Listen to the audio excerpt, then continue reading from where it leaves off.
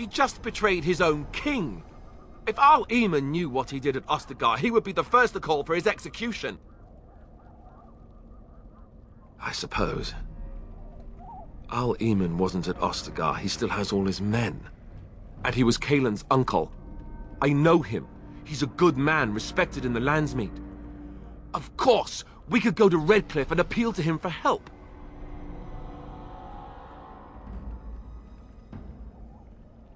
You have more at your disposal than merely old friends. Of course! The treaties! Grey Wardens can demand aid from dwarves, elves, mages, and other places. They're obligated to help us during a blight. I may be old, but dwarves, elves, mages, this Al-Eamon, and who knows what else. This sounds like an army to me. So can we do this? Go to Redcliffe and these other places and build an army? Take one step at a time, but it is not so bad to know where those steps will lead you, yes? It's always been the Grey Warden's duty to stand against a blight. And right now, we're the Grey Wardens. So you are set then, ready to be Grey Wardens.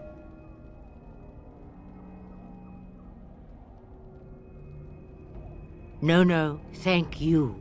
You are the Grey Wardens here, not I. Now, before you go, there is yet one more thing I can offer you. The stew is bubbling, Mother dear. Shall we have 2 guests for the eve, or none? The Grey Wardens are leaving shortly, girl. And you will be joining them. Such a shame. What? You heard me, girl. The last time I looked, you had ears. Ha ha! Have I no say in this? You have been itching to get out of the wilds for years. Here is your chance. As for you, Wardens, consider this repayment for your lives. Pardon me, but I had the impression that you two needed assistance, whatever the form. Not to look a gift horse in the mouth, but won't this add to our problems? Out of the wilds, she's an apostate. If you do not wish help from us illegal mages, young man, perhaps I should have left you on that tower. Point taken.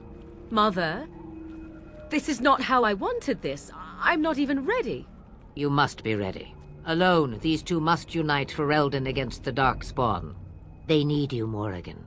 Without you, they will surely fail, and all will perish under the Blight. Even I. I understand. And you, Wardens, do you understand? I give you that which I value above all in this world. I do this because you must succeed. Allow me to get my things, if you please. I am at your disposal, Grey Wardens. I suggest a village north of the wilds as our first destination. 'Tis not far, and you will find much you need there. Or, if you prefer, I shall simply be your silent guide. The choice is yours. Haha, you will regret saying that. Dear, sweet mother, you are so kind to cast me out like this. How fondly I shall remember this moment. Well, I always said, if you want something done, do it yourself. Or hear about it for a decade or two afterwards. Do you really want to take her along because her mother says so? If you worry that I will summon demons and transform into an abomination, I assure you I will at least wait until you are not looking. I feel better already. I may have answers. Ask. 'Twas she who raised me, and thus I consider her my mother, born from her womb or not. 'Tis what you meant, yes? Mother was alone long before I came, and will be so long after I am dead.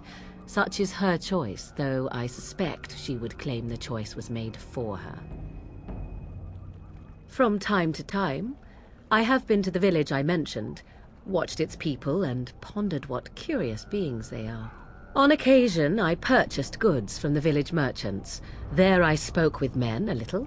There they stared and knew me as an outsider. Mother wishes for me to expand the horizon of my experience beyond the wilds. Even she was not born here. What I want is to see mountains. I wish to witness the ocean and step into its waters. I want to experience a city rather than see it in my mind. So, yes, this is what I want. Actually, leaving is harder than I thought, however. Perhaps Mother is right. It must simply be done quickly. 'Tis a small place of little consequence called Lothering. No more than a stop along your Imperial Highway where travelers purchase goods from local farms and smiths. I would go more often were it not for the town's chantry. It makes the village particularly intolerant and unpleasant for a stranger such as me. A chantry? And they never in all this time thought that maybe you were a witch? Of course they have. They even called out their Templars once. They found nothing. I know a few spells, though I am nowhere near as powerful as Mother. I have also studied history and your Grey Warden treaties. Can you cook? I can cook, yes.